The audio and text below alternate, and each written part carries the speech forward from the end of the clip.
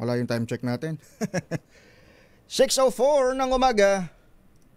Humahataw, humahagupit, lumalatay na komentaryo sa Himpapawid.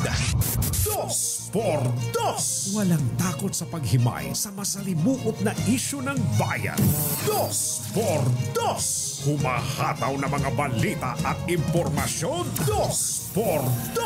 Ating damhin, ating lasapin ang hagupit na 2x2.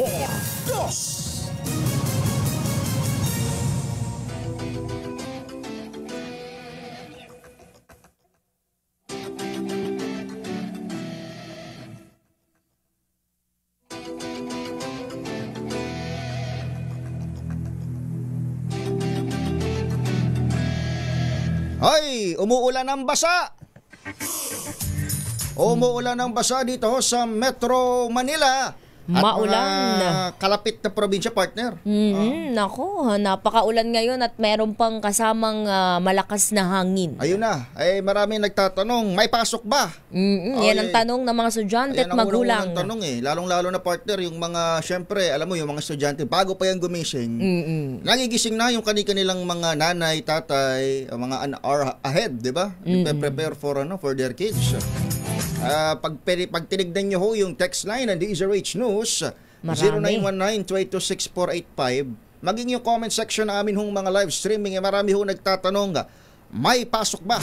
Tawag na natin patagalin, partner. Meron ng mga nagsuspend din ng klase, lalo na yung mga in-person o yung mga physical na pasok ngayong araw.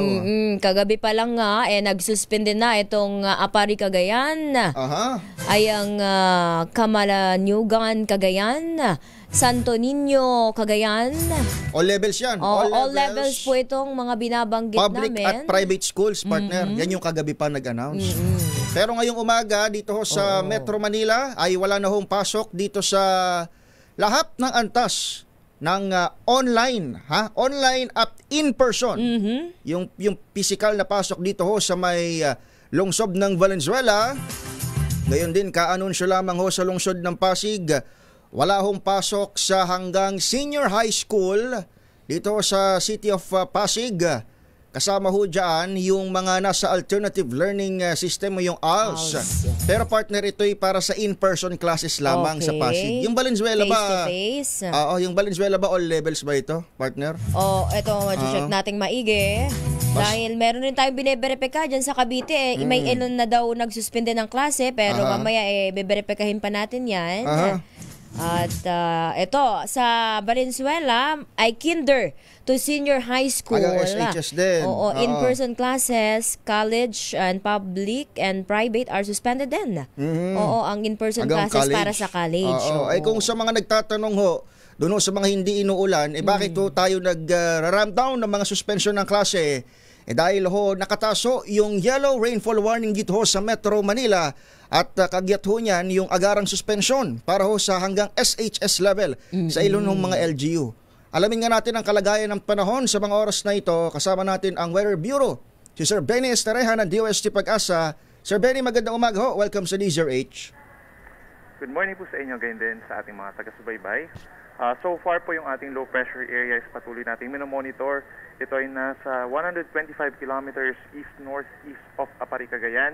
At sa loob po ng 24 oras, mataas pa rin po ang tsansa na ito ay maging isang mahinang bagyo or tropical depression. We're seeing na mananatili pa rin dito sa may area ng Northern Luzon. Sa susunod na 24 oras po itong low pressure area, kaya asahan na maulan pa rin dito sa may Cagayan Valley, Ilocos Region, Cordillera Region at lalawigan po ng Aurora. Kaya mag-ingat din sa banta ng baha at landslides. Sa iba pang banda ng Luzon, gayon din po sa pating Western Visayas, maulan po dahil yan sa habagat naman or southwest monsoon na bahagyang hinihila at bahagyang pinalalakas din po nitong low pressure area. So mataas ang tsansa ng ulan throughout the day po dito sa Metro Manila, Pangasinan, Zambales, Bataan, Cavite, Batangas at Occidental Mindoro. Merong mga occasional na malalakas na mga ulan.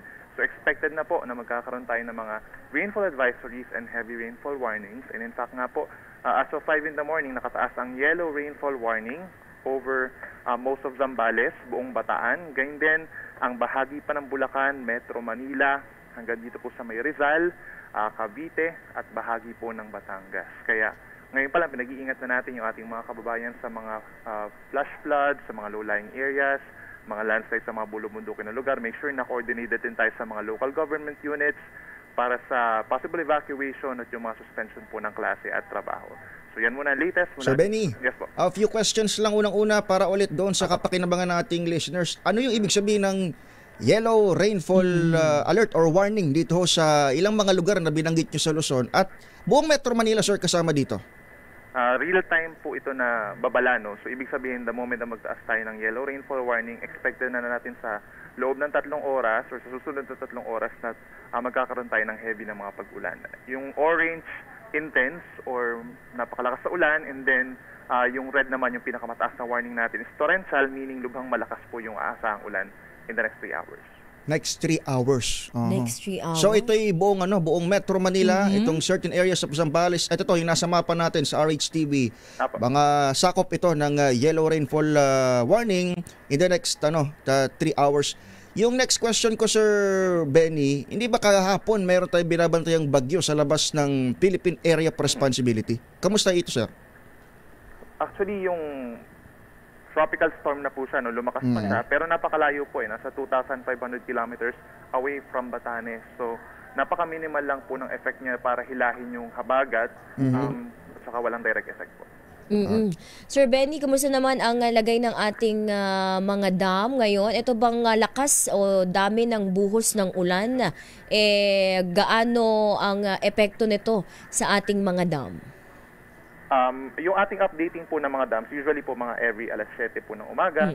But so far, yung ating mga dams po is nasa within the normal range pa naman po. For example, yung Angat Dam, minus 0.14 lang yung meter, 0.14 meter lang po yung difference from the normal na mas mababa ng bahagya. So expected na angat ito ng kaunti, pero hindi naman mag-overflow po.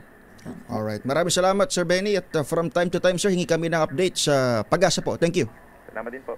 Ang isa sa mga weather specialist ng Weather Bureau, si Sir Benny Estareja. Metro Manila ngayon. Ayun na, binabanggit po natin kanina, may mga wala nang pasok dito sa Metro Manila, partner.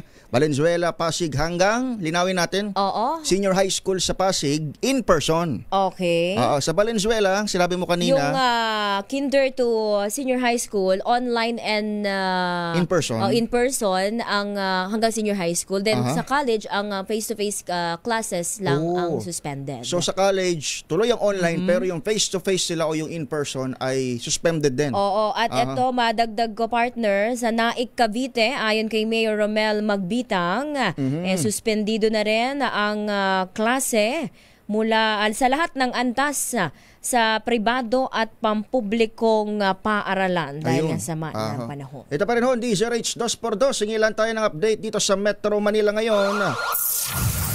Uustahin natin ho itong mga lansangan sa Kamaynilaan ngayong malakas ang buhos ng ulan. Nasa ating linya si Miss Fe Kalingan ng MMDA Metro Base. Madam, good morning ho. Welcome ulit sa DZRH. Yes, magandang umaga po sa inyo, Sir Edniel and Ma'am Tina, at sa lahat na nakikinig po ng 2x2.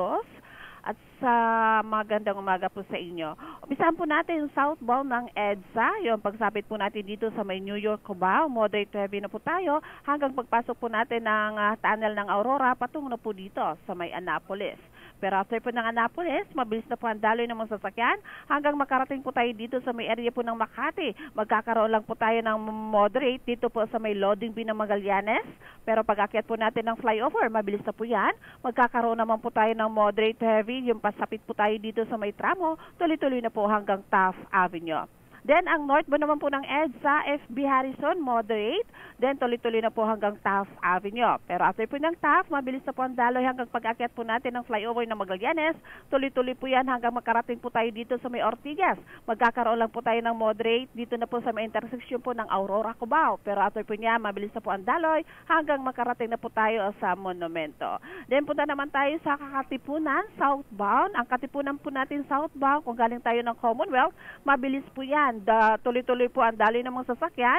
Magkakaroon lang po tayo ng pagbabagal. Yung pagbaba po natin ng flyover ng Ortigas dito sa may Julia Vargas.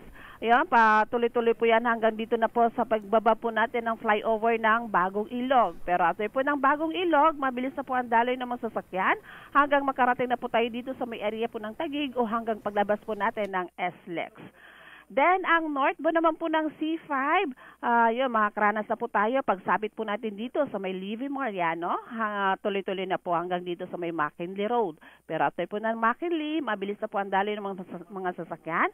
Makakaranas naman po tayo ng pagbabagal po dito na po sa may Julia Vargas. Pero after po ng Julia Vargas, mabilis na po ang daloy ng mga sasakyan hanggang makarating na po tayo dito sa may area po ng Libis. Pero pagbaba po natin ng flyover, doon na tayo makakaranas po ng moderate to heavy, patungo na po dito sa may Bonnie Serrano. Pero after po ng Bonnie, mabilis na po ang daloy ng mga sasakyan hanggang makarating naman po tayo dito sa may Katipunan o hanggang paglabas po natin ng Commonwealth.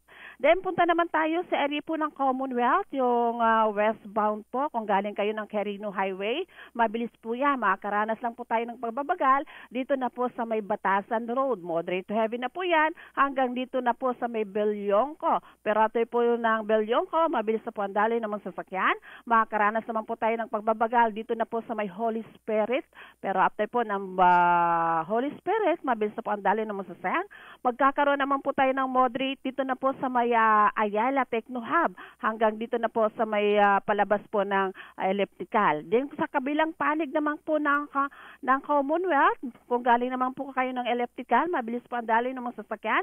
Tuloy-tuloy po yan hanggang makalabas na po tayo ng Quirino Highway. Paalala sa mga motorista, may coding po tayo ngayon Huwebes, ending po ng 7 and 8. Yung mag-umpisa po yan, 7 ng umaga hanggang 10 ng umaga. Masusundan naman po yan ng 5 ng hapon hanggang 8 ng gabi. Ang Makati area naman po, 7 ng umaga mag-umpisa pero tuloy-tuloy po ang coding nila hanggang 7 ng gabi. At kung meron naman po mga na katanungan o na-encounter siya daan na kailangan po ng emergency assistance, pwede tumawag sa hotline MMD 136. Yun po, latest ng traffic. Miss Be. Yes, sir. Apo, last lang, o isa lang. Yung mga binabanggit mong moderate na traffic, yan ba ay usual volume lang o may mga flooded areas na tayo nakikita? Wala naman po mga flooded sa ngayon. Ito ay usual lang po. Yung mga intersection po, pagpapalapit kayo, doon lang natin nararanasan po yung mga pagbabagal. Alright. Maraming salamat, ma'am. Ingat po kayo. Okay, welcome po.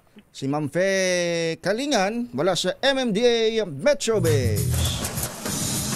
Ayun, tuloy-tuloy pa yung pasok ng mga impormasyon mula sa mga lokal na pamahalaan partner. Mga walang pasok ngayong araw. Oo, wala na ring pasok sa Tanza, Cavite. Ayon yan kay Mayor Matro dyan. All levels ito partner, pampubliko at pampribadong paaralan dahil nga rin po yan sa patuloy na pagbuhos ng ulan. Ulitin natin, Apari Cagayan, Camalinyugan Cagayan, Santo Niño Cagayan, walang pasok all levels. Gayon din sa Naik at Tanza Cavite. Dito sa Metro Manila, wala na hong pasok sa lungsod ng Valenzuela, all levels. Gayon din sa Pasig hanggang senior high school, in-person classes ang suspended. Gayon din sa kanilang ALS o yung Alternative Learning System. Jerry Baha, Anthony Taberna, 2x2. Sa ngalan ho ni Nakatunying at Ka Jerry, kami ho ang inyong naririnig at nambubulabog hanggang mamaya itong alas 8 ng umaga. Ako po, si Tina Dolas. Ako naman si Edniel Parrosa. ACS Balita, susunod na 6:17 sa tindahan ni Aling Nelly. Magsulok ng kapuluan, Luzon, Visayas hanggang Kamindalawan. Basta't may balita, ipagwagwagan ng sikat na tagapagbalita. ACS Balita, kasama ang 2x2 tandem Anthony Taberna at Jerry Baha. ACS Balita. Ang programang ito ay hatid sa inyo ng ACS Manufacturing Corporation, ISO certified, maker of world-class quality Pride detergent.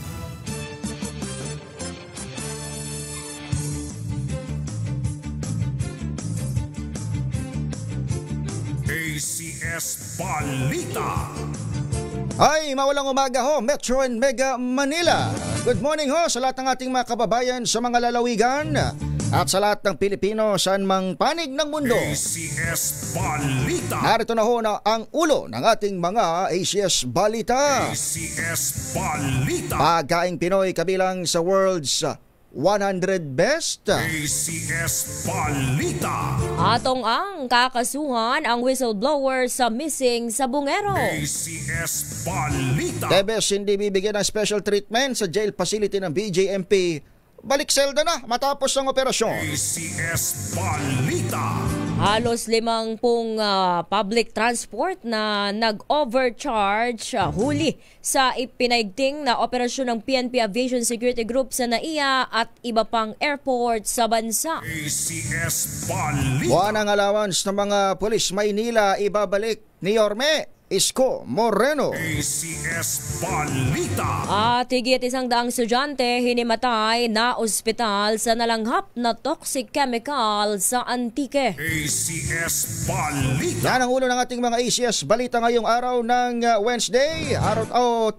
Araw tayo ngayon ng Huwebes. 3 sa buwan ng Hulyo, taong 2025. Kami ang inyong mga tagapagbalita. Sa ngalan ni Anthony Taberna, ako po si Tina Nolasco. Nga naman kay Ka Jerry Baha, ito po si Edniel Parrosa. ACS Balita. ACS Good News. Pasok sa Global Food Guide ng Taste Atlas ang pagkaing Pilipino at ngayon nakalista na sa 100 best sa buong mundo. Ano Sa yan? ranking ng 100 cuisines worldwide ay pinost sa website at social media account ng Taste Atlas. Ang pagkaing Pinoy ay nasa ika-36 na pwesto sa score na 4.21 out of 5 stars. Aba, halos perfect 5 stars na rin ito. Kabilang sa must try to eat o inirekomenda ng Taste Atlas na kainin ay ang chicken inasal, pansit, adobo, Uy. lumpia at sisig. Ready na nga yung kanin. Nakakagutom Iba yung binabasa namin dito. Kasama rito ang leche flan na bahagang dessert, lumpiang Shanghai, sinigang at bulalo. Ang top 5 naman na cuisine sa mundo ay sa Greek o sa Greece, mga Italian dishes, Mexican dishes, Spanish at Portuguese.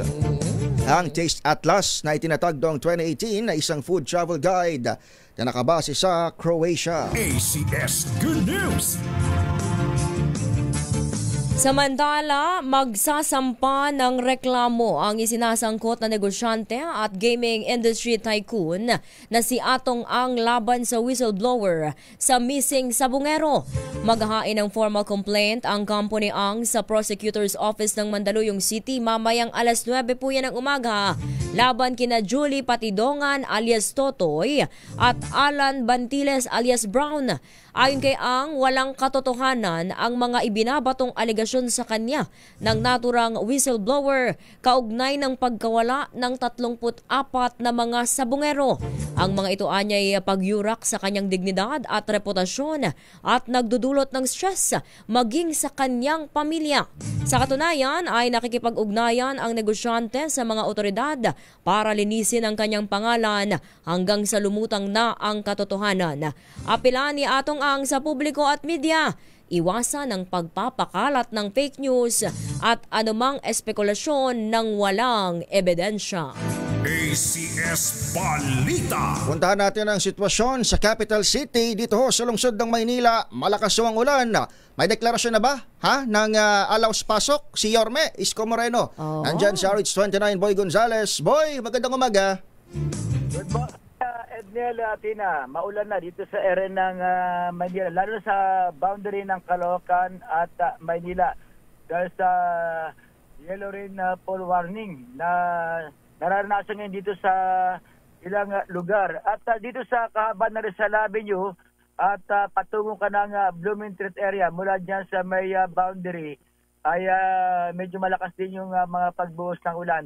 At sa kabila niyan ay nakita ko, Edniel, Tina, yung mga dating tambak ng basura ay wala. Wala na, malinis yung kalsada na dinadaanan ko ngayon dito sa kahabaan ng Rizal Avenue. Kasi kanina nakita ko, bago alas 5 na madaling araw, yung mga tauhan ng Lunel Waste Management Incorporated na sa nag-aakot ng basura ngayon ay tuloy-tuloy.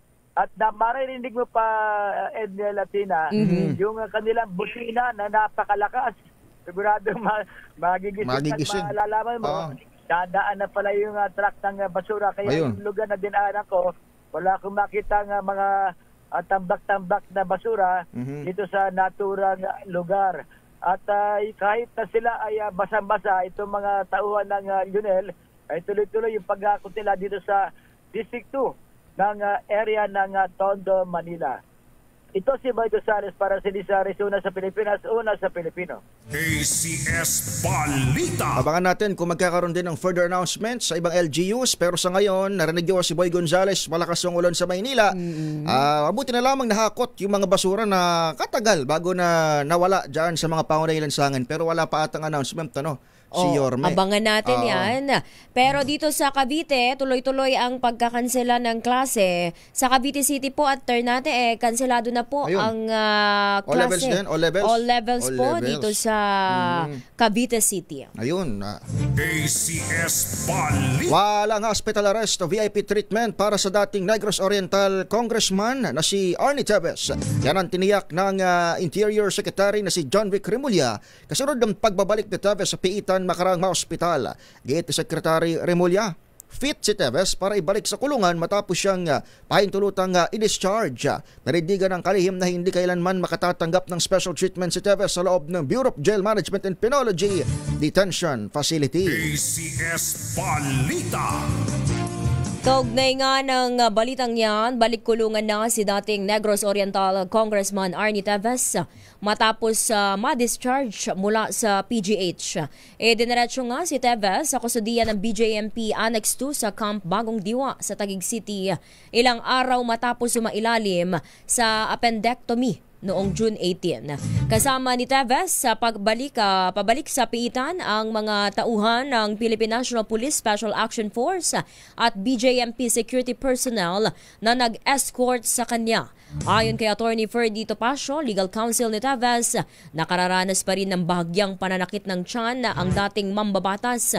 Tiniyak naman ni DILG Secretary John Vic Remulla na nasa maayos ng kalagayan si Teves.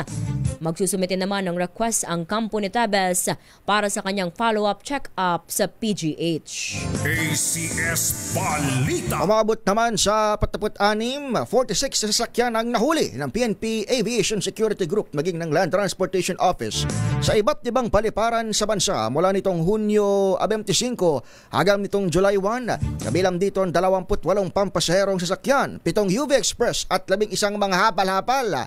Ito ay bahagi ng pinaigting na kampanya ng otoridad laban sa colorum at overcharging, lalo na sa mga terminal ng mga aeroplano.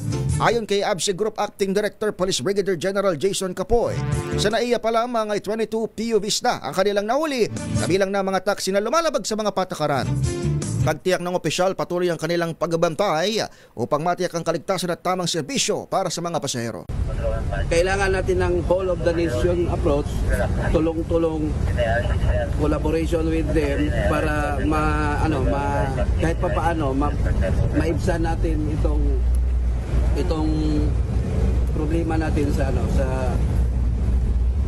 pamimiktima ng mga arriving passengers dito po sa paliparan ng Metro Manila. ACS Balita. Tiniyak ni Manila Mayor Isko Moreno Dumagoso sa 4,000 kawani ng Manila Police District na matatanggap pa rin nila ang kanilang allowance na hindi na ibigay ng dating administrasyon. Sa kanyang unang MPD Command Conference sa United Nations Headquarters, sinabi ni Yorme na abot sa 26 million pesos ang dapat na allowance ng mga pulis o katumbas ng 2,500 pesos kada buwan. Dahil dito sinabi ni Yorme nagagawa ng paraan ng kanyang administrasyon kasama si Manila Vice Mayor Chi Atienza at iba pang opisyal ng Manila LGU para mabayaran ang utang ng pamahalaang lungsod sa MPD. Nakiusap naman si Yorme sa mga pulis na mag-focus muna sa dalawang bagay. Ito ay ang linisin ang Maynila sa kadugyutan at magkaroon ng kapanatagan sa pamumuhay ng lungsod. ACS Balita. Higit 100 estudyante mula sa 2 paaralan sa Antique ang isinugod sa ospital matapos makaranas ng hirap sa paghinga. Ayon sa Antique Western Visayas Region 6 official Facebook page, ang mga biktima ay mula sa Pisanan National High School at Pisanan Central Elementary School sa Barangay Pisanan. Matay sa ulap, bandang 1:20 ng hapon, Dumaing ng pagkahilo, paninikip ng dibdib at paranakit ng tiyan ng mga mag-aaral sa kaisa-isang hinimatay. Ito'y matapos silang makalangap daw ng mabaong kemikal na hinihinalang mula sa mga expired na insecticide sa farm na malapit lamang sa paaralan. Bunsod nito, sinuspindi ang klase sa nabanggit na paaralan habang nagdeklara na rin ng Municipal Disaster Risk Reduction and Management Council ng Red Alert sa bayan ng Sibalom. Nangako naman si Namtiki Governor Paulo Vier at Representative A.A. Legarda, CAA, nasasagutin ng pamalaang panlalawigan ng medical bills ng mga estudyanteng biktima. Oy, yung malakas promo ay nasa gate 2 ng San Francisco Village sa Barangay Muson, Taytay, Rizal. Antabayanan niyo ho dyan si RH6 Sherwin Alfaro. Mamaya ho, pabalikan natin. 6:32 ng umaga. This time check is brought to you by walang balitang makakaligtas, walang balitang makakalampas, saan mang sulok ng kapuluan. ACS Balita! ACS Balita! Ang programang ito ay hatid sa inyo ng ACS Manufacturing Corporation, ISO Certified, maker ng world-class quality pride detergent. ACS Balita! Ay, kami pa rin ho ang inyong mga tagapagbalita. Ako po, si Tina Nolasco. Ako naman, si Edniel Parrosa. Matakid nyo kahit napakalakas ng ulan, partner. Aba? Yellow alert. Oo. Yellow alert. Oh. Hindi nagpapatinag ang ating nagbibigay ng datong. Datong talaga. Kung umuulan ho, hanang basa dito ho sa Metro Manila, umuulan naman ang papremyo dyan sa Taytay, Rizal. At nakatutok dyan si RH6 Sherwin Alfaro, pero maya-maya ho ay tatawagin natin itong maswerteng winner. Pero sandali lamang RH6 dahil may announcement dito, buong probinsya na ng Cavite, partner, ang nagkansela ng pasok sa kanilang eskwela ngayong araw. Oy, mga estudyante at magulang, makinig, wala nang pasok. Buong all levels ito, no? All levels. At I assume Kinder ito to college. Public at private schools. Ayon kay Governor Abeng Remulla. Ayun. Sa mga father ho natin, yung mga nag-aayos ho ng mga asikaso sa kanilang chikiting, wala na hong pasok sa buong Cavite ngayong araw dahil pa rin ho sa masamang panahon. ACS Balita! Puntahan natin ang sitwasyon sa Taytay, Rizal. Nandiyan ho nagpapaulan din ng papremyo si RH6 Sherwin Alfaro. Magandang umaga, Sherwin. Yes, Edwin, magandang umaga. Dito nga sa Taytay, Rizal, dito sa Barangay Muñoz, malakas yung buhos ng ulan. Pero medyo ngayon na humina-hina na, hindi na ganun katindi yung buhos ng ulan kagaya kanina. Pero yung mga estudyante, napansin natin, kanina na kasalubong natin yung marami na pumasok ng eskwela. Sa kasalukuyan, wala pang anunsyo doon sa public information na page ng Taytay Provincial Taytay Municipal Office. Kung kaya naghihintay tayo ng anunsyo kung ano yung magiging sitwasyon sa mga batang pumapasok pa ng eskwela. Kahit na malakas yung buhos ng ulan, siguro may mga kalahating oras na dire-diretso yung buhos ng malakas na ulan dito nga sa Taytay. Pero ngayong umaga, may maswerte. May maswerte tayo na huli na tindahan na pinagkapitan kita ba? Ayan, nahuli natin na tune in sa DZRH. Si Mami, pangalan mo po? Si Mami Amelita, lagi ka nakatune in sa DZRH? Opo. Sino pa tumaka-announce sa DZRH? Anthony Padernan sa si Jerry Maan. Jerry ba? Na? May Binauhan. Si May Binauhan na public service sa program host. Oo. Si Mayor. Dahil paborito mo yung DZRH, eto meron kang 1,000 pesos. Ay, salamat po. Congratulations. Meron din determine yan na DZRH grocery. Yan, dito lang natin dinaan sa butas sa landahan. Yun. Mukhang Parang hindi na kailangan ng grocery. parang dyan mo binili yan Parang dyan mo rin binili. Nabigat. Ayan, hindi na may pasok, diba? Ayan, hindi na pasok. May naiwan pang sardinas Meron pang DZRH ay pagnabigat at syempre meron pang DZRH t-shirt. Yun. Ano sasabi, Mami? Maraming salamat sa DCRA, sa makukuha ng DCRA. Salamat po na marami. Iyon. Congratulations po. Natuto ka lang sa radyo. Ba't kayo nakikita ng radyo ngayon? Nag-aabang kayo ng announcement? Siyempre, ano kami ng balita. Mamaya. Radyo talaga eh. Lagay ng panahon, tapos kung may pasok pa ba mga bata? Ay, mga kanto-kanto. Ayan, o. Ayan, mga kaso-kaso. Attorney, yung sa kami, yung palpa na siya ngayon, Opo. Pero na dahil mo hina. Ayun, usapang legal. No? Nakatutok din pala dito. Listener talaga. Hanggang gabi. Yan naman ako, maraming salamat po, Mami. At syempre sa mga nais mo lang ng 1,000 pesos sa akin sa Deezer H. Baka kayo na sa sunod dating winner sa Deezer H. Malakas promo, kahit pa malakas ang ulan. Tuloy-tuloy ang pamimigay ng premyo ng malakas. Reporter Aris Number 6, Sherwin Bata Alfaro, Deezer H. Una sa Pilipinas, una sa Pilipino. Maraming salamat at ingat ka dyan. Malakas ang ulan, RH6, Sherwin Alfaro. Ang takay mo, partner, no? Kahit malakas ang ulan, mas malakas ang malakas promo. At nagtungo pa talaga sa Taytay. Oo, dumayo pa si Rizal kahit may banta ng low pressure area. Habang itin lamang ulit natin para doon sa mga nakatutok, meron na tayong low pressure area na binabantayan dito sa may Northern Luzon. Dito naman ho sa may Visayas area ay nakaapekto yung hanging habagat na nagpapawalan din ho hanggang dyan sa Kabisayaan. Sa labas sa ating Philippine Air Responsibility ay mayroong tropical storm. Malakas ho itong bagyo pero malayo naman sa ating PAR at medyo minimal lamang daw, sabi ng Pag-asa, ang nakaapekto. Kaya ang malinaw sa mga nagtatanong po, wala pa pong bagyo, no? Yan po yung habagat, yung LPA lang din po na nagdudulot ng pag-ulan dito sa Metro Manila at Karatig, Lalawigan. Dalawa, partner, unang tanong eh. Una, may pasok ba? Oo. Pangalawa, may bagyo ba? Wala akong bagyo, pero just the same, kahit walang bagyo, alam niyo naman, abnormal na ho yung sitwasyon ho natin. Mag-ingat pa rin ho dahil iba na ho yung ulan ngayon. Napakalakas. Oo, kahit walang signal nga, di ba? O walang bagyo talagang... At saka naihiyang daga, tumataas ang tubig. Lalo dito sa Metro Manila. 6:40 ng umaga. Balitang makatotohanan, balitang maaasahan. ACS Balita. Ang programang ito ay hatid sa inyo ng ACS Manufacturing Corporation, ISO certified, maker ng world-class quality pride detergent. Alas 7. Jerry Baha, Anthony Taberna, 2x2.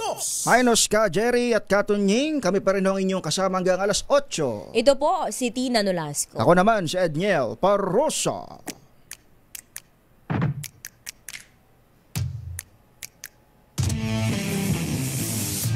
Ay, para ho doon sa mga ngayon pa lamang ho nag-tune in at kabubukas pa lamang ng kanilang mga radyo, nakataas pa rin ho ang yellow rainfall warning dito sa Metro Manila, maging sa ilang lugar sa paligid gaya ho ng Zambales at dito sa may Calabarzon areas. In fact, ang buong Cavite ay nagdeklara na ho ng suspension ng klase all levels. Dito ho sa Kamaynilaan, ang walang pasok, partner, ay...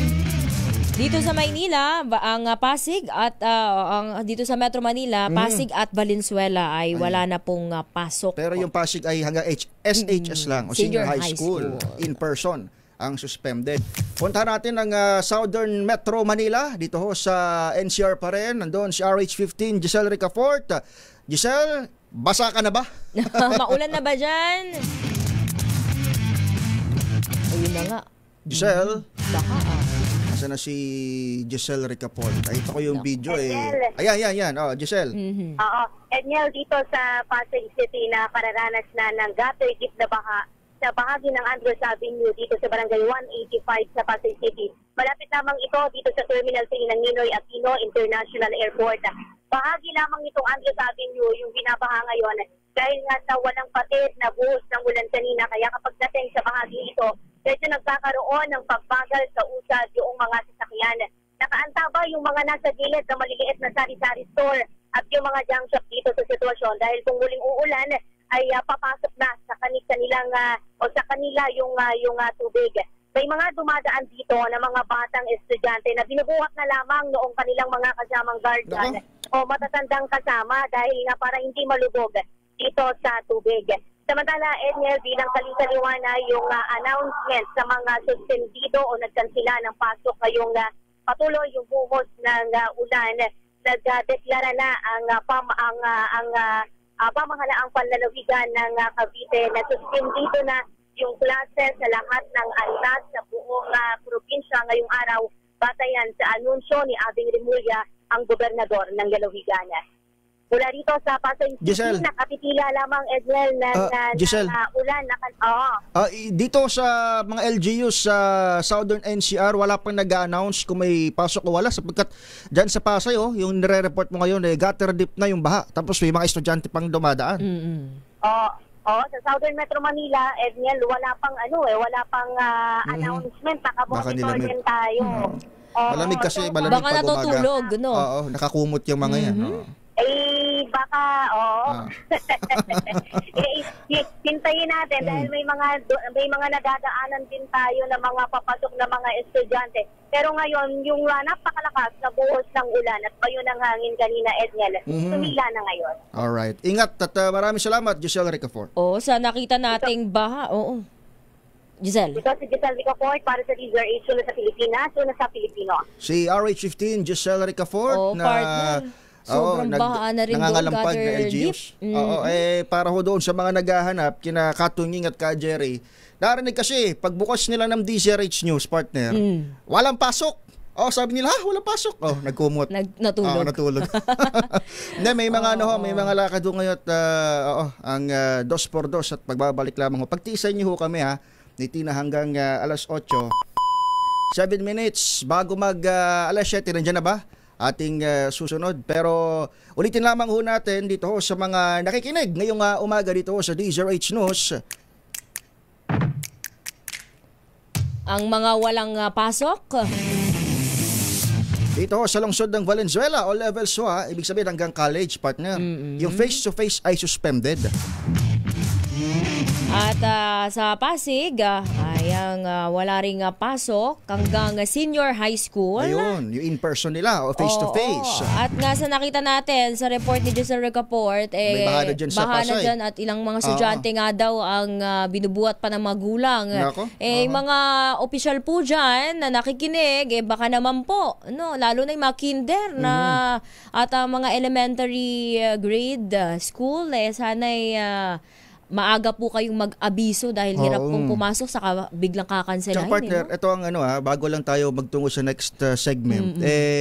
Kapag hindi ho kayo agad nag-announce na walang pasok tapos may evidence na may ebidensya naman na may baha at may ulan. Dalawang tao ang biktima diyan, yung magulang at saka yung bata, di ba? Hinahatid yung bata. Hindi kaya ng mga college, sabi, waterproof daw sila.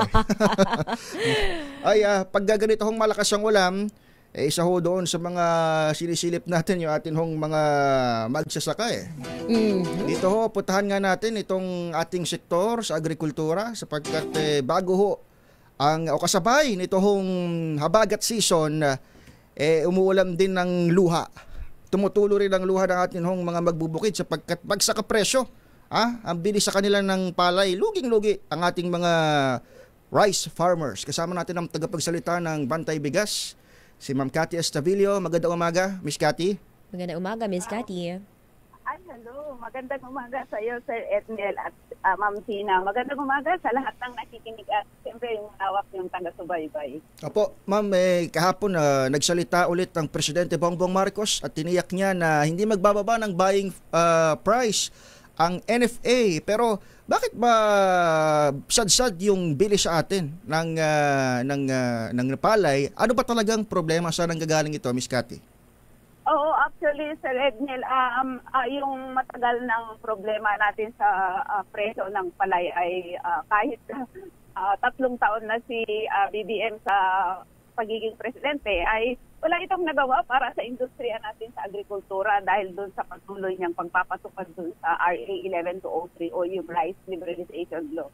Kahit halos araw-araw na nagpe-press call si Secretary Laurencio na mataas ang pamimili ng palay ng NFA, hindi nagdamdam ng mga magsasaka natin yung NFA sa kanilang mga lugar. Unang-una, napakaliit na volume yung nabibili ng NFA, almost 2% lang sa national production natin ang nabibili nga dahil sa pagiging buffer stock na lang yung role niya. Pangalawa ay napakataas yung criteria na hinihingi ng NFA sa kalidad na dapat ibenta sa kanila. Yung 14% dry, yung 100% clean, ay hindi ka talaga kaya na magsasaka natin yan dahil walang post-harvest facilities. At ang nakakalungkot dito, kahit alam ng mga magsasaka sa tingin nila ay 14% dry na yung dinala nila sa NFA warehouses, sa warehouse, kapag yung classifier nagsabi na ay hindi niya abot ng 14%, ako ibabalik ng magsasaka yun sa kanilang bahay at luhaan talaga dahil yung transportation cost, additional cost sa kanilang production.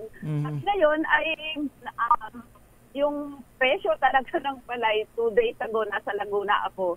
Yun nga yung nakausap natin yung iba sa magsasaka doon na 9 na yung 1 kilo ng kanilang palay at sa isang barangay din ay parehong nasa Laguna to ay 10 piso. Grabe, baba. 9 pesos. Imagine natin yung ganun presyo samantala yung cost of production ng isang magsasaka para 1 kilong palay ayon sa PSA ay 12.50 pesos and 50 centavos.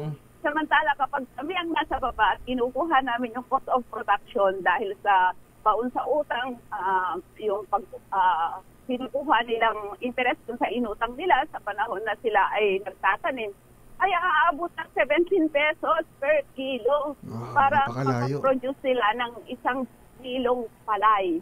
So ito talaga yung challenge sa atin, lalong-lalo na sa gobyerno at higit lalo dun sa mga nanalong mga kongresista, mga senador, na sana naman ay tignan nila yung kalagayan ng ating mga magsasaka. Nakakalungkot baka mamaya. May mga ilan na tayong magsasaka talaga ang nagsasabi na hirap dahil sa baon sila sa utang at hirap ay mag-shift na lang sila ng itatanim.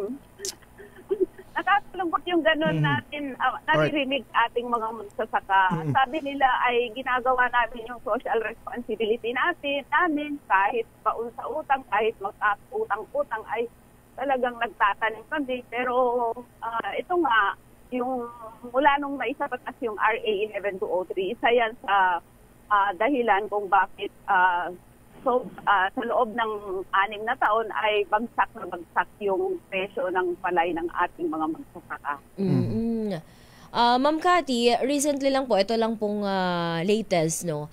Ipinalalabas na po ng Department of Agriculture sa DBM yung 24 billion pesos na rice tariff collection noong nakaraang taon. Ano pong takeaways niyo po dito na pinalalabas na yung collection sa taripa sa bigas na 24 billion pesos para nga mapondohan yung iba pang Yung dati ba nakararating ba talaga sa mga magsasaka? Yun nga eh.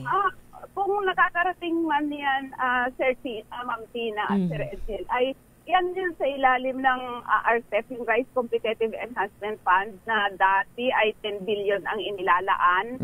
RCEP. Tapos 10 billion, RCEP at 10 billion ay yung 5 years ng implementation ng RCEP na yan, ibinabalik sa pagsasaka yung taripa sa pamamagitan ng mga makinarya, subsidyo, isang bag na seeds at saka 2 bags of fertilizer. Tapos yung loan na talagang 1 billion ang nakalaan sa loan. Kaya samantalang ating mga magsasaka, 60,000 ang cost of production per hectare ang nila. Tapos yung training. So, yung RCEP na yan, despite yung ayon sa mga ambabatas ay malaking bagay na yan sa ating mga magsasaka. Bakit sa loob ng 5 years, number 1 rice net importer ang Pilipinas sa ating bansa? At yung 24 billion na tariff collected na yan, patunay lang na ang laki-laki ng pumasok na imported na bigas sa ating bansa na nagresulta talaga nung higit na pag-agaw ng palengke para sa ating lokal na produksyon. Yung pag-import ng napakalaki ay ang net effect niyan ay apektado talaga ang ating mga magsasaka dahil hindi nabibili ng tama na babarating yung kanilang produkto dahil sa dami ng import. Nakikipag-compete yung ating lokal na produksyon dun sa importation. Hindi niya kayang makipag-compete dahil sa taas ng ating cost of production. doon. Alas 7:01 na ng umaga para doon sa mga magbubukid at mangingisda nating ginagawang orasan ng kanilang mga radyo. Ma'am Cathy, last na lang siguro sa bahagi ko. Naririnig na namin yung tinutumbok ng inyong grupo na talagang kung mayroon mang mas nakakatakot na pagsadsad ngayon ng presyo ng palay, mabot na kamo sa 9 pesos lamang bawat kilo. Ito'y talagang ang rason nito ay yung talamak na o yung grabing importation ng ating bigas. Ano siguro sa tingin yung may mumungkahi doon sa pamahalaan na sa ngayon na iniimbestigahan na itong nangyayaring ito? Actually, Sir Edgel, ang gobyernong Marcos ay puro investigasyon, pangako at pag-iimbestiga ang ginagawa niya. Pero wala tayong nakikitang konkretong aksyon na napapakulong yung mga smuggler, napapakulong yung price manipulator, napapakulong yung mga price manipulator at saka yung binabanggit niya na may kalalagyan yung mga traders na talagang nagmamanipulate dun sa presyo ng palay sa bukid.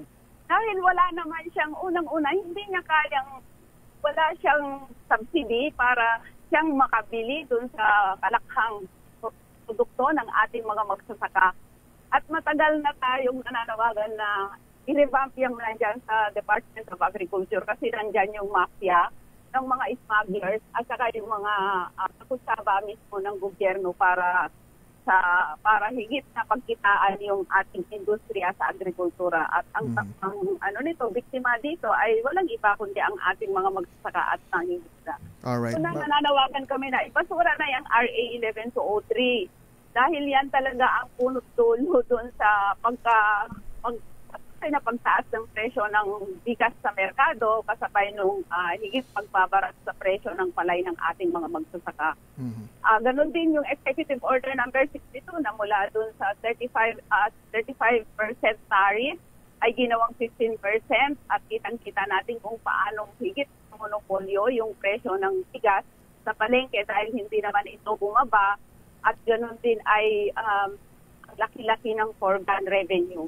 Kasabay niyan ay dapat gawin prioridad ng gobyerno yung ating industriya sa agrikultura sa kanyang pamamahala. At least 10% sa ating national budget dapat ilaan niya sa ating industriya sa agrikultura para mapalakas yung produksyon ng ating mga magsasaka sa pamamagitan ng subsidies. Matagal na kaming nananawagan ng subsidies, compensation, dahil doon sa tuloy-tuloy na pagkalugi, dulot ng mga kalamidad na nararanasan ng ating mga magsasaka mula sa El Nino tungo sa malalakas na bagyo.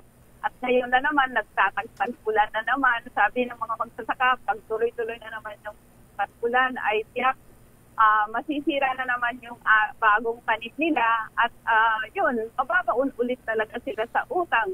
Kaya nga yung subsidy na matagal na namin pinapanawagan at ang sagot lang ng gobyerno ay oil subsidy yung 20 pesos per kilo, bigas 20 mo, meron na very limited naman talaga ang nakakapili, very limited yung venue kung saan nila binebenta. At higit sa lahat yung patuloy talaga na pag-asa ng gobyerno doon sa pag-i-import sa pangangailangan natin, even na isang agricultural na bansa ang Pilipinas, nananatiling number 1 rice net importer tayo. At yung tuloy-tuloy na land use conversion sa ating mga prime agricultural lands, talagang napaka-dito, lalong-lalo na sa mga Bulacan, dyan sa Laguna, na hindi talaga hindi lang nagawa ng paraan ng gobyerno na maglabas ng executive order para ito yung land use conversion sa ating mga lupaing natatamnan ng pagkain. At siyempre, yung fundamental na problema ng ating mga magsasaka na yung kawalan ng lupa. Tuloy-tuloy na pag-land use conversion at yung kawalan ng lupa. 7 out of 10 farmers ay walang sariling lupa. Patuloy lang na nagpapatuloy yung monopolyo sa lupa sa ating bansa. Alright. Ma'am Cathy, kapag may mas mahabang pagkakataon ay kukunin ulit namin kayo para i-discuss ito. Maraming salamat po sa oras niyo po ngayong umaga. Okay, maraming salamat at mabuhay ang inyong programa, Sir Edniel at Ma'am Tina. Maraming salamat po. Tagapagsalita ng Bantay Bigas, si Ma'am Cathy Estavillo. Susunod na mga pangunahing balita dito pa rin sa DZRH 2x2. 706 sa tindahan ni Aling Nelia.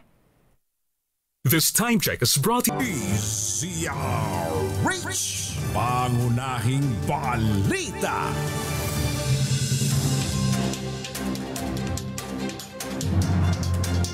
Pangunahing balita. Pilipinas, narito na ho ang ulo ng ating mga pangunahing balita. Pangunahing balita. Negosyanteng siyatong ang showbiz personality na si Gretchen Barreto kinaladkad sa missing sa Bongeros. Itinanggi naman ng alegasyon. Whistleblower kakasuhan.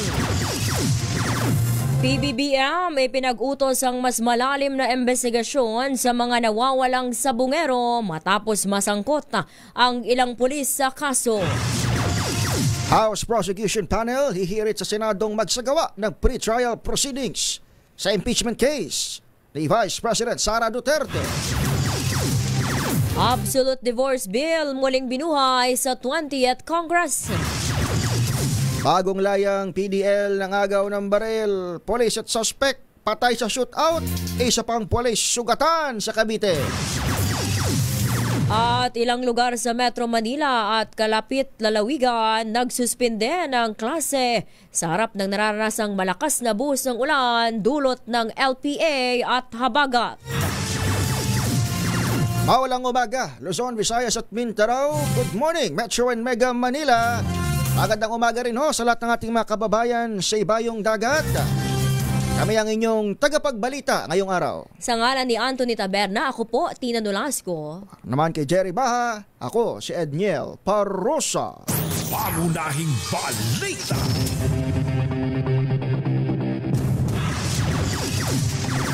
Pilipinas nakaranas ng malakas na pagulan at masungit na panahon ng Metro Manila at ilang kalapit na probinsya. Dulot ng hanging habagat at low pressure area sa hilagang silangan ng Apari, Cagayan. Kaugnay nito, itinaas na ng Pag-asa ang heavy rainfall warning number 1 o yung yellow rainfall dito sa Metro Manila. Maging sa Bataan, Cavite, Rizal, Bulacan, Zambales at Batangas. Bunsod din ito ay nagsuspindi na rin ng pasok sa eskwela. Ang mga lugar o lokal na pamahalaan ng Valenzuela, all levels, public at private school suspended. Kinder hanggang senior high school naman ang walang pasok ngayong araw sa Pasig City, lalo yung kanilang face-to-face classes. Sa lalawigan ng Cavite, wala nang pasok all levels, public at private schools ang mga bayan ng Naik at Tanza. Habang hanggang senior high school naman, buong lalawigan na ito, di ba? Ng Cavite. Buong lalawigan na ng Cavite ang walang pasok ngayong araw na ito. All levels, public at private schools. Sa Cagayan Valley, wala na rin pasok public at private schools ang mga estudyante sa bayan ng Apari, Kamalinnyugan at Santo Niño. Ngayong araw na ito yan, July 3, 2025. Pangunahing balita. Kaugnay ng class suspension, hihilingin ni DILG Secretary John Vic Remulla kay Pangulong Ferdinand Marcos Jr. ang kapangyarihan na magkansela ng pasok sa mga paaralan tuwing masama ang panahon o may bagyo. Ginawa ni Remulla ang pahayag ng pangunahan ang pamamahagi ng fire extinguishers sa Culiat High School sa Quezon City. Ayon kay Remulla, nais niyang gamitin sa buong bansa ang naging sistema niya sa Cavite noong siya pa ang gobernador doon. Paniwanag nito, madali sa DILG ang koordinasyon sa tulong ng kanilang Geohazard Maps, monitoring system at impormasyon mula sa Pag-asa. Ipinunto ng kalihim ang kahalagahan ng maagang anunsyo ng kanselasyon ng klase bago pa man tumama ang masamang panahon dahil nagbibigay ito ng mas maagang babala para sa mga magulang at estudyante. Mamaya hingi tayo ng update sa balitang yan kay RH5 Val Gonzales. Sa iba nating balita, patay ang isang pulis matapos namang agaw ng baril ang isang kauhuli lamang na suspect sa loob mismo ng presinto sa Carmona, Cavite. Kinilala ang nasawing pulis na si Police Master Sergeant Joel Mendoza, habang ang suspect naman ay si Oliver Tingua alias Ahmad. Batay sa report ng Carmona Component City Police, biglang nangagaw ng baril ang suspect. At sunod-sunod na pinaputukan itong si Mendoza dahilan upang agad na masawi ang biktima. Sugatan din ang isa pang pulis na si Police Staff Sergeant Joseph Martin Fabula pero nagawa nitong makagamti ng putok dahilan para masawi naman ang suspect. Napag-alamang bagong laya mula sa Iwahig Prison and Penal Farm ang nasawi at namaril na suspect. Muling binuhay sa 20th Congress ang divorce bill sa Pilipinas. Sa inihaing House Bill 108 ng ilang mambabatas kabilang sa mga grounds ng absolute divorce ang mga nakasaad para sa legal separation at annulment. Paliwanag ni 4-Piece Party List Representative JC Abalos, isa sa mga naghain ng panukala, hindi ibig sabihin itong binabaliwala na ang pagiging sagrado ng kasal at sadyang may mga toxic lamang na pag-asama kaya dapat wakasan. Inaihahain naman ni na ACT Teachers Party List Representative Antonio Tinio at Kabataan Party List Representative Reneco ang House Bill 210. Parehas ito ng consolidated version na inaprubahan na sa Kamara noong 19th Congress. Ngunit may mga karagdagang grounds para sa divorce. Kabilang narito ang pagkilala sa divorce decree na ipinagkaloob sa ibang bansa at sa usapin ng conjugal partnership. Kakasuhan ng negosyanteng si Charlie Atong Ang, si Julie Dondon Aguilar, patingonan o itong si alias Totoy matapos siyang inguso bilang mastermind sa pagkawala at pagkasawi di umano ng higit sa 34 sa bungero 4 na taon nang nakalilipas. Tutungo si Ang sa Prosecutor's Office sa Mandaluyong City ngayong alas 9 ng umaga para kasuhan sina Patidongan maging si Alan Bamtiles alias Brown kabilang sa kasong iyahay ni Ang. Batay sa kanilang paunang pahayag ay ang robbery with violence and intimidation, grave threat, grave coercion, incriminating against innocent persons at slander. Inakusahan pa ni Ang sila alias Totoy at Bantiles na nagsabuatan di umano para sirain ang kanyang reputasyon at dignidad na nagresulta ng anxiety at stress sa kanyang pamilya. Itinanggi ng negosyante at gaming industry tycoon na si Atong Ang na siya ang utak sa likod ng mga nawawalang sabungero. Ayon sa naturang negosyante, ang alegasyong binabato sa kanya ay pagyurak sa kanyang dignidad at reputasyon at nagdudulot ng stress sa kanyang pamilya. Tinawag ni Ang na walang basihan at malisyoso ang mga akusasyon laban sa kanya. Naniniwala siya na sa tulong ng patas at masusing investigasyon ay lulutang din ang katotohanan. Apela ni Atong Ang sa publiko at media, iwasan ang pagpapakalat ng fake news at anumang espekulasyon ng walang ebidensya. Pangunahing balita. 7:16 ng umaga. Daldal kasi ni Tina eh. 7:21 ng umaga. Pangunahing balita. Tuloy mga pangunahing balita. Pangunahing balita. Patuloy din ang ating pagbabantay dito sa Metro Manila ngayon. Mga latest happenings, mga kaganapan dito sa NCR dahil may mga naglalabas na ng suspension ng pasok. Yung Valenzuela, ulitin lamang natin, wala ng pasok all levels, public at private schools. Gayon din sa lungsod ng Pasig naman ay hanggang senior high school ang wala ng pasok in-person o face-to-face classes. Yung kanilang alternative learning system ay wala na rin pasok dito sa lungsod ng Pasig. Punta natin itong lungsod Quezon. Kumustahin natin dahil sabi ni Aling Nelia partner maulan. Malakas ang ulan. Uy. Diyan sa Quezon City. Tanungin nga natin ang sitwasyon ni Val Gonzales, RH5. Val, magandang umaga. Uy, naputol. Tolpo. Tolpo si Balji. Ay, lakas kasi ng ulan dyan eh. Oo, wala pang cancellation no. Anong oras na? Ipinagutos ni Pangulong Bongbong Marcos ang mas malalim na investigasyon sa kaso ng missing sa Bungeros matapos ibunyag ng isa sa mga isang whistleblower na may sangkop ditong mga pulis. Ayon kay Palace Press Officer Undersecretary Claire Castro, nais ng presidenteng matukoy ang mga sangkot at mapanagot ang mga dapat panagot sa pagkawala ng 34 sa bungero. Ang direktiba ay idilabas ni PBBM matapos inguso ng whistleblower na si Julie Domdon Patidongan ang negosyanteng si Atong Ang at aktres na si Gretchen Barreto bilang mga utak daw sa krimen. Si Patidongan, ang head security ng mga sabungan ni Ang, nakasama pa sa mga unang kinasuham dahil sa pagkawala ng mga sabungero. 15 taon na itong security manager na ito daw sa farm ni Mr. Atong Ang. Bukod kina Ang at Barreto, tinukoy din ni Patidongan na kasama sa utak na pagdukot at pagpatay sa mga nawawalang sabungero sina Eric De La Rosa at Celso Salazar. Sa testimonya ni Patidongan, sina De La Rosa at Salazar ang nagdesisyon kung sino ang mga sabungerong dudukutin at umadoy ililigpit. Pangunahing balita. Maghahain ang House Prosecution Panel ng motion para himukin ng Senado na magkasan ng pre-trial proceeding kaugnay ng impeachment case ni Vice President Sara Duterte.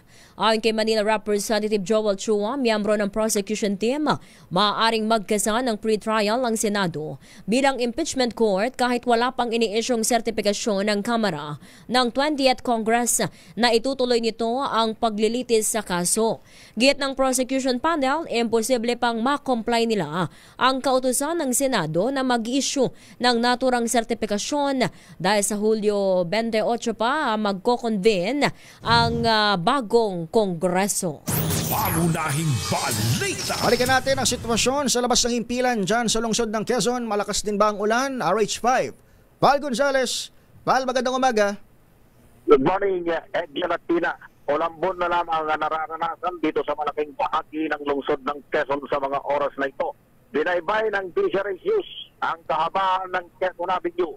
Maging itong binabahang G. Araneta Avenue dito sa Quezon City. Pero so far, kahit na kaninang madaling araw ay medyo malakas yung pagbuhos ng malakas na mga pagulan, ay wala pa namang bahang nangyayari, wala pa namang bahang nararanasan yung ating mga kababayan dito sa mga mabababang lugar dito sa lungsod ng Quezon. Paging dito sa kahabaan ng Commonwealth Avenue ay basa ang daan, pero ulambon na lamang ang nararanasan, bagamat dito sa kalangitan, kung yung titignan ni Jen at Tina ay maitim, maulap, nagbabadya ang pagbuhos ng ulan ngayong maghapon. Ako si Val Gonzales, DJ Tuna sa Pilipinas, una sa Pilipino. Pangunahing balita. Dako naman tayo sa Muntinlupa. Aba, mukhang may update dyan na sa anunsyo ng pasok. And ang detalyeng yan ihatid ni Arch 15, Giselle Ricafort.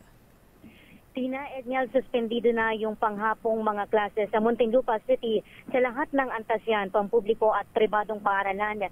Ayon kay Muntinlupa City Mayor Rupi Biazon, sa pagtaya raw kasi ng Pag-asa at Muntinlupa DDRM, inaasahan yung mas malakas pa na buhos ng ulan mula alas 11 ng umaga ngayong araw. Sinabi ng alkalde na suspendido na rin sa araw na ito yung lahat ng kindergarten classes sa lungsod. Magpapatuloy daw yung pang-umagang klase na nakabatay doon sa mga naunang naka-schedule ayon dyan sa mayor. Pinapaalalahanan yung lahat na mag-ingat, manatiling alerto at i-monitor yung mga official na pages ng city government at ni Mayor Rupi Biazon para sa karagdagan pang mga impormasyon. Samantala ngayon iniikot natin yung ilang bahagi ng Parañaque City, Las Piñas City at ilang bahagi ng Bacoor dito sa Cavite. Wala pa naman tayong mga nakikitang mga pagbaha sa mga ilang kalsada na ating nadaanan, pero patuloy yung mahihinang buhos ng ulan. Ito si Giselle Ricafort para sa DZRH, una sa Pilipinas, una sa Pilipino. Pangunahing balita. Nga na pasok ha, sabi ni Giselle Ricafort, anunsyo ng Muntinlupa LGU. Wala na ring pasok dyan sa Muntinlupa. Ulitin natin, Muntinlupa, gayon din sa Pasig hanggang Senior High School, sa Valenzuela all levels, up dito sa Rizal, meron na ring announcement ang Cainta. Ito bayan ng Cainta, wala na ring pasok sa lahat ng antas na pampubliko at pribadong paaralan na ngayong umaga. Pangunahing balita. Samantala, kung kaliwat karan ho ang suspension ng pasok ka ba dito, partner, sa Capital City? Mukhang, nako, sige, alamin na nga natin dyan. Sabi ni Yorme siguro, nilinis ko na nga yung kalsada. Gusto niyo pa, wala pasok. Isa-isa lang. Sige nga. Arch 29, Boy Gonzales, anong update sa kanselasyon ng klase dyan? Boy, magandang umaga. Good morning. Walang suspension ng klase ngayong araw sa lahat ng antas sa mga pampubliko at pribadong paaralan sa lungsod ng Maynila. Ito yung bilang pagtugon sa marami, Tina, na mula pa kanina umaga, nagtatanong ang publiko. Ayon sa ulat ng Manila City Weather Specialist, humupa na yung pagulam sa nakalipas na 30 minuto at inaasahan daw itong lalong bubuti ang lagay ng panahon sa mga susunod na 6 na oras. Inaasahan naman muli magkakaroon ng panandali ang pagulan mamayang hapon. Kaya sa mga nagtatanong, lalo na sa mga residente ng Maynila, wala pong suspensyon ng klase sa lungsod ng Maynila. Sa mga nadaanan ko, sa ngayong oras na to, Ethel, ay medyo malakas lang yung pagambon pero hindi naman talagang wala rin pagbaha sa mga nadaanan ko mula dyan sa area ng Rizal Avenue, Aurora Boulevard, Blumentritt, area ng Rizal Avenue, Tayuman, Abad Santos, Dagupan Street. Yan yung mga lugar na kapag malakas talaga yung pagulan na binabaha, lalo na sa Tayuman at Abad Santos. Maging dito sa area ng Divisoria ay walang mga pagbaha pero wala na rin mga tambak na basura sa mga yun ang maganda sa mga sumandaling ito. Habang iniikot namin itong area, nakita ko pa yung mga truck ng Lionel na tuloy-tuloy yung paghakot nila ng mga basura. Yung dati na talagang gabundok na ang basura sa Dagupan Street at Tayuman, dyan sa may area ng Tayuman, wala akong makita ng basura. Ang inahanap ko nga kanina pa ay mga tambak na basura. Wala akong makita. Kaya dito sa lugar na dinaanan ko. Oo, boy. Ako'y minsan nadaraan dyan sa Divisoria. At tuwing gabi, ito matanong ko lang since mukhang madalas kang naikot dyan. Tuwing gabi, bumabalik pa rin ba dyan yung mga bangketa, mga nagtitinda? O talagang whole day na, kahit umaga o gabi, bawal sila dyan na maglatag ng mga paninda? Sa gabi, ay ito yung night market sa Divisoria. Kung galing yung mga biyahero ng gulay, iba't ibang mga biyahero ng gulay galing sa mga probinsya, bandang hapon, dumarating na sila rito sa mga truck na malalaki at ibinababa na nila yung kanilang mga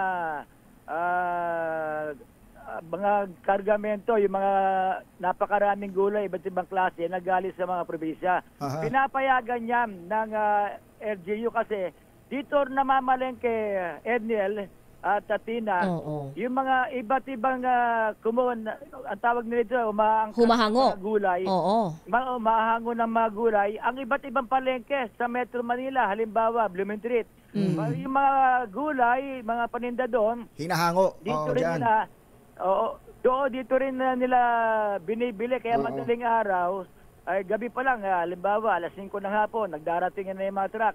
Hanggang gabi na yan, magdamag. Pagdating ng alas 4, alas 3, magtitiklop na yung mga aalis na yung mga biyahero. At yung mga vendor naman, kailangan bandang alas 4 na madaling araw, yun ang pagkakaalam ko, ay naglilikpit na sila para naman magbigyan daan yung paghahakot ng basura dito sa Divisoria. Pagdating ng alas 5, alas 6, wala ka nang makikita ng basura ngayon. Kaya pala tuwing gabi lang. Tuwing gabi lang, night market.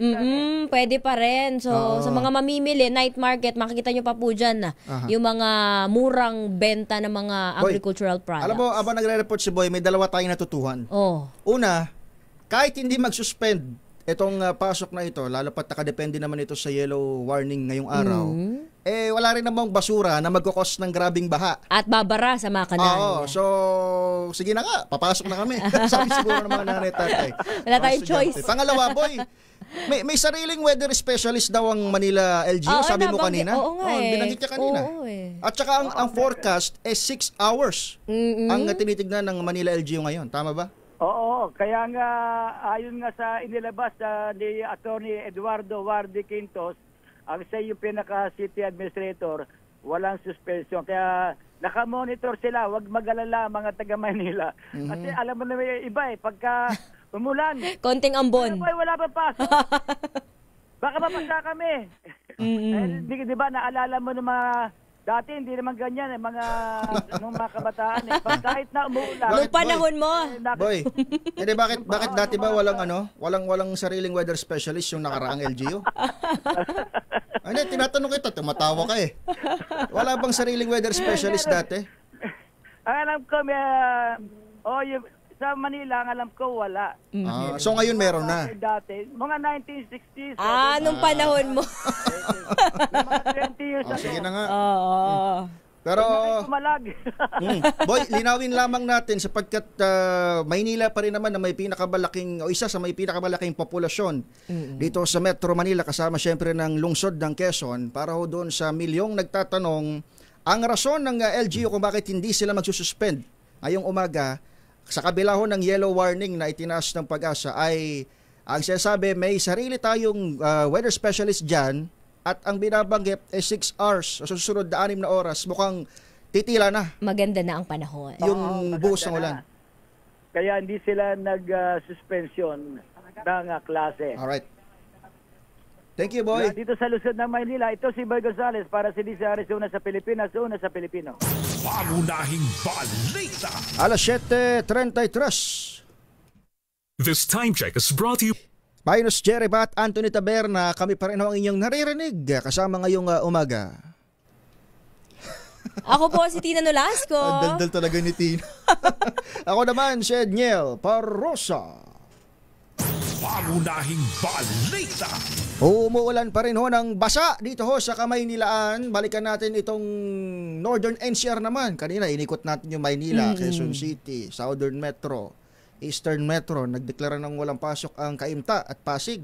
Dito kaya sa Malabon area, partner, dahil isa yun sa binabaha lagi. Hindi, at saka partner, di ba may problema pa sila dyan dun sa gumuhong yung pader o dike? Dike, dyan sa Kamanaba area. Puntahan nga natin ang sitwasyon dyan, RH23.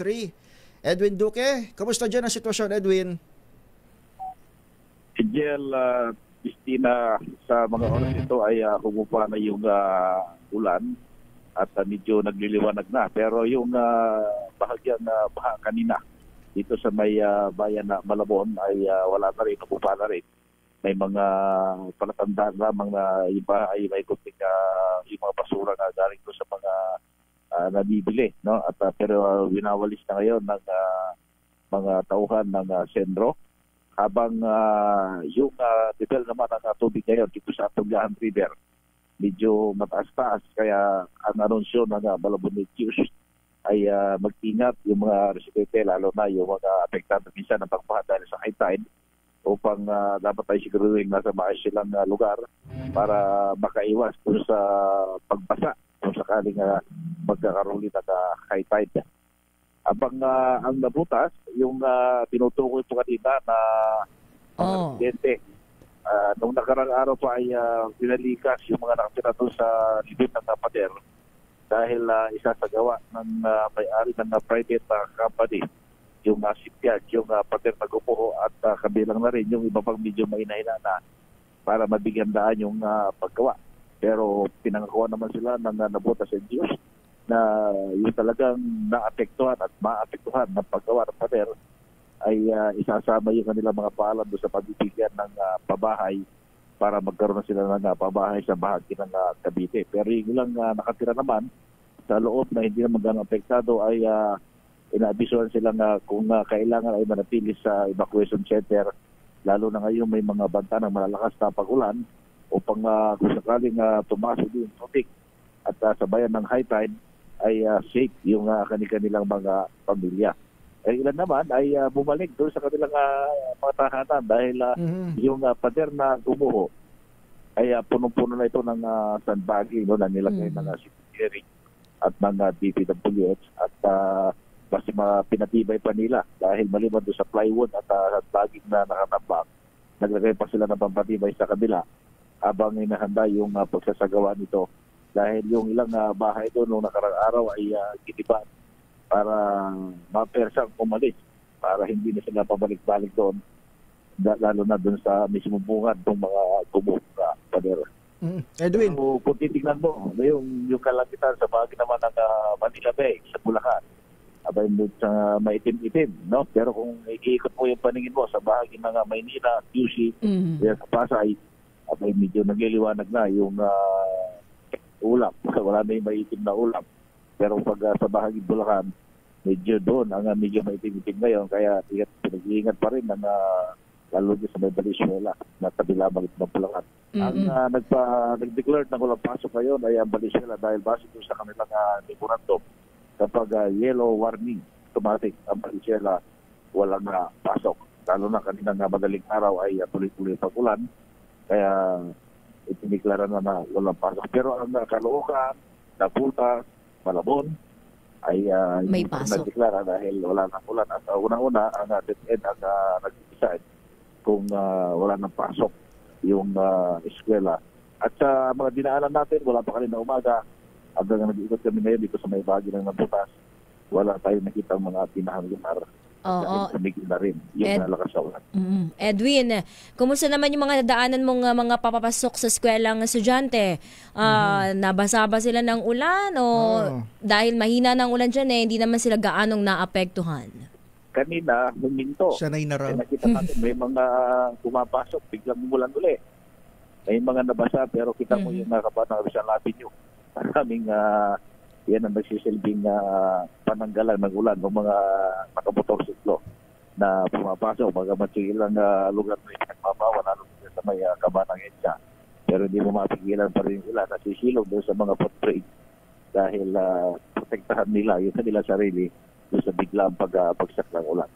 Hanggang sa mga oras nito, itong kaba naman ng Samson Road mula dyan sa may Monumento Circle papuntang Sangandaan, nakakaranas kayo ng mabigat na lalo ng trapiko dahil nga doon sa pasukan ng mga eskwela sa dalawang universidad o dalawang private college dito sa Samson Road at ginagawa pa yung isang kalsada papunta naman ng 10th Avenue.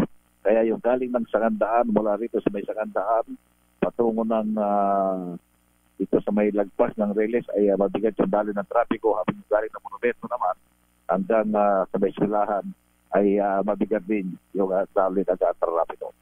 Nakakaranas din sa may paglabas naman ng Samson Road pagdating ng Sangandaan, going to Naputas dahil yung ginagawang construction ng Maynilad di sa may Bisong stoplight ay yun ang nagpapabagal na pagkatang trapiko kapag galing ka naman ng Naputas patungo ng Monumento sa Caloocan.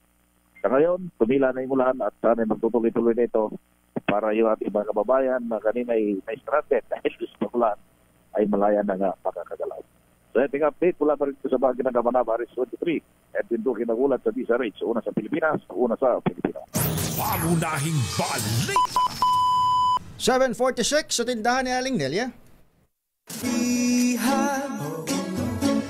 Wala nang ninanais, ligaya kang labis, oh, magandang dilag.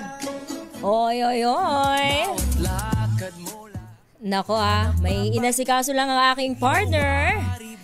Dako na tayo sa ating showbiz.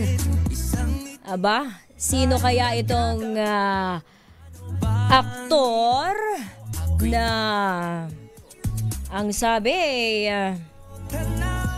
dahil daw sa kasong ayaw harapin, etong magaling na aktor naghihirap na ngayon at nangungutang daw sa kani-kaninong kanyang mga kaibigan. Sino kaya ito? Andiyan na ba? Si Tita Morley. Tita Morley, magandang morning! Yes! Magandang morning. Luzon, Visayas at Mindanao kahit umuulan pa dito sa Kamaynilaan. Well, matagal na rin natin hindi na pagkikita ang isang mahusay na aktor na kung saan nabigyan nito ng maraming award dahil sa kahusayan niyang umarte, Tina. Oo. Pero nakakaloka sa super mega nakababaliw. Ito ngayon ay nagtatago hide and seek sa kanyang mga kalaban. dahil ito nga ay nasampahan ng kaso kung kaya't nagtago, nag-hibernate ang kanyang kagwapuhan at hindi pa rin napapagkita ng ating mga kaibigan sa showbiz world. Pero ang nakakaloka si Super Mega nakababaliw sa kanyang pagtatago. Naubusan na siya ng kayamanan. Wala na kasing trabaho, wala na siyang mga endorsements, wala na siyang mga racket, kaya ang ending, nagkakautang-utang na ngayon dahil sa kanyang pag-hibernate. Sating-hati na ng ating mga kaibigan, kapag may problema, harapin. At huwag ito pagtaguan, pero ang ginawa ng naturang aktor, nagtago. Ano bang kaso? Aba, may kinalaman ito sa cyberbullying. May kinalaman ito sa paninirang puri. Ayun, kaya ang ending, nasira ang karir. Sayang naman. Napakabait pa naman ito sa atin na kung saan ay marami itong kaibigang showbiz reporter. Saan ba nagtatago? Dito lang sa Pilipinas? Sabi na sa Pilipinas, sabi na sa abroad at walang makapagsabi, pero ang nagsasabi ngayon ay inutangan na nito ang maraming kaibigan. Naku. At hindi nga makabayad, siyempre dahil sa kanyang kinaharap na problema. Ang naturang nabida sa ating sino daw? Sino? Ano daw? Ay si actor as in elephant. Nako Surname naman ay simpleng-simple lang. Maikli lang. Yan. Yan ang ating DZRH Showbiz Status News. Pero bago tayo magpaalam, I love you so much, Mami Sherry Ramirez and Joyce Ramirez. Ito po ang inyong RH47. Morley Alinyo para sa DZRH. Teka muna, thank you nga pala. Tita Morley. Mga doktor na tumingin Kamusta ka nga pala? Marami nang ngamusta sa'yo. Sa Gat Andres Bonifacio Hospital. Maraming salamat po sa pag-aasikaso nyo po sa akin. Ako po ang inyong RH47. Morley Alinyo para sa DZRH. Una sa Pilipinas, una sa Pilipino. Maraming salamat, Tita Morley Alinyo. Nako meron ng mga nanguhula dito sa ating comment section. Nako, tama nga ba yan? Tita Morley magpagaling ka lang. Buti at okay ka na. At nakapag-showbiz chika na ulit. Sa ating mga magulang, mga anak, mga estudyante na nag-aabang pa rin ng class suspension. Ito sa mga late tuner ay wala pong pasok ngayon. All levels, public and private. Sa Valenzuela City, sa Pasig City, at sa Muntinlupa City. Sa Cavite po, ito po buo na pong probinsya ng Cavite ang nagkansela ng klase. All levels po yan dahil nga sa sama ng panahon. Ito kagabi pa lang, dyan sa Cagayan, ang Apari, ang Camalanyugan at ang Santo Niño ay nagkansela na ng klase. Daan public and private, all levels ay talagang maulan nga talaga dyan sa Cagayan At itong sa Cavite, marami tayong mga kasamahan dito na taga Cavite at talaga raw maulan doon. Ngayong kanina pa lamang bandang alas 4. At buti nga ngayon bahagyang humupa na dito, banda dito sa Metro Manila, bandang Pasay, bandang Malabon, bandang Maynila. Kaya nga po, yung mga nag-aabang po ng class suspension sa Maynila, ayan po kaninang report na ni Arch 29 Boy Gonzales, wala pong kanselasyon dahil bumubuti na ang lagay ng panahon dito sa Maynila. Kaya sorry na lang sa mga estudyante dyan na umaasa na sila ay makakahaba ng tulog at makakanood ng Netflix o kaya naman ng mga palabas sa telebisyon at yung mga magulang na umaasa rin ng class suspension. Dito po sa Maynila maganda na po, medyo gumaganda na ang lagay ng panahon pati dyan sa Malabon, sa Caloocan at dyan sa Nabotas. yan po hindi po nagkansela ng klase. Diyan lang po sa Valenzuela, sa Pasig, sa Muntinlupa, yung afternoon class nila ang nagkansela dyan. Kaya mag-abang pa rin po tayo, baka may mga biglaang class suspension, lalo't sa Bulacan, dyan sa San Jose del Monte, Bulacan. Maulan din daw po dyan. At nag-aabang nga yung mga pamangkin ko dyan papasok dyan sa San Jose del Monte, Bulacan. Wala pong class suspension. Bagamat maulan-ulan, maambon-ambon, talagang wag naman sanang lagi na lang maambon lang naging ganyan tayo. Konting ambon nag-aabang na. Walang masama sa pag-abang ng balita pero sana no, sipagin pa rin ang pag-aaral. Ito rin yellow rainfall warning rin pala dito sa Bataan, Cavite, Rizal, Zambales at Batangas. So dyan po sa mga naka-yellow rainfall warning, nararanasan din po ang mga malalakas na pag-ulan at may kasama pang ang hangin no? Sa ibang mga lugar mahangin din. Patuloy po tayong mag-iingat at magdala ng panangga sa ulan, lalo na't mahirap na kapag tayo'y naka-uniform, papasok sa eskwelahan. Huwag pong kakalimutan ang kapote, ang bota kung ang inyong lugar ay binabaha. At syempre, etong payong na panangga natin, hindi lang sa ulan, kundi sa init ng panahon, lalo't ang habagat at ang LPA ang nagpapaulan po sa atin dito sa Metro Manila at sa karatig na mga lalawigan. Paglilinaw po agad, wala pong bagyo. Sa mga nagtatanong sa ating comment section, pagkagising sa umaga, may bagyo ba? At napakaulan? Susunod na tanong may pasok ba? O yung po kaninang inanunsyo natin, ay ilan lamang po ang nag-anunsyo ng walang klase o walang pasok o levels. Yung iba ay kinder to senior high school lang at ang mga waterproof na college student gaya ng mga taga PUP Manila na nag-aabang ng cancellation ng klase. Waterproof kayo, sanay na sanay kayo sa baha dyan sa bandang Puresa Street. Well, anyway, maraming salamat po sa ngalan po ni Anthony Taberna, ni Jerry Baha at ng aking partner na si Edniel Parosa. Maraming salamat po sa inyong pagtutok sa 2 oras na balitaan. Ako po ang inyong lingkod, Tina Nolasco. Bye, bye, bye! Okay, this one's for Gabby.